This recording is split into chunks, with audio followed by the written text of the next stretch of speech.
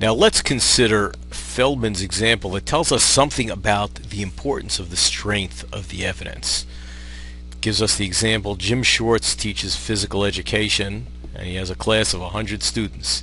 He knows that there are 51 freshmen and 49 sophomores in the class. I hope I get the numbers straight.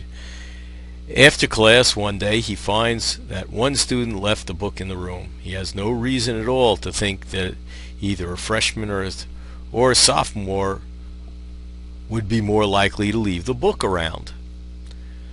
Knowing that there are more freshmen than sophomores in the class, Jim believes that the book belongs to a freshman, right? Because there were 51 as opposed to 49. So let's see the situation that Jim Schwartz is in. Think the proposition 24, the person who left the book behind is a freshman. Is it reasonable for Jim to believe that proposition? According to the principle of rational belief, if a person possesses more evidence in favor of a proposition than against the proposition, then it's reasonable for him or her to believe it. Well, Jim's evidence seems to be that there are more freshmen than sophomores in the class, so the evidence is a little bit in favor of it being a freshman, right? And if this is the only evidence that Jim has, Jim is reasonable or rational for believing it.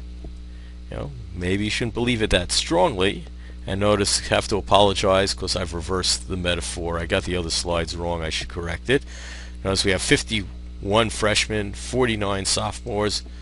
How strong, but the question comes up, how strongly should Jim believe that the book was left behind by a freshman, given that the weight of the evidence is towards the freshman?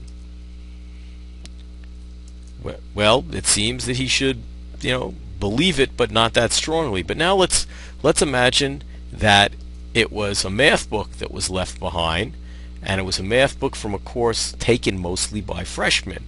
Well, all of a sudden the balance of evidence is weighing down the side of the freshman, right?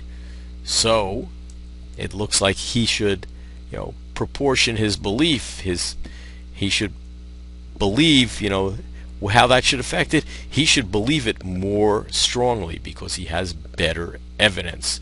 His other evidence was, just barely over the 50-50. So that's following what that suggests is the principle, which I've mentioned already, the principle of proportional belief. That is, it's rational to proportion the strength of one's belief to the strength of one's evidence. The stronger the evidence somebody has for the proposition, the stronger one's belief in it should be.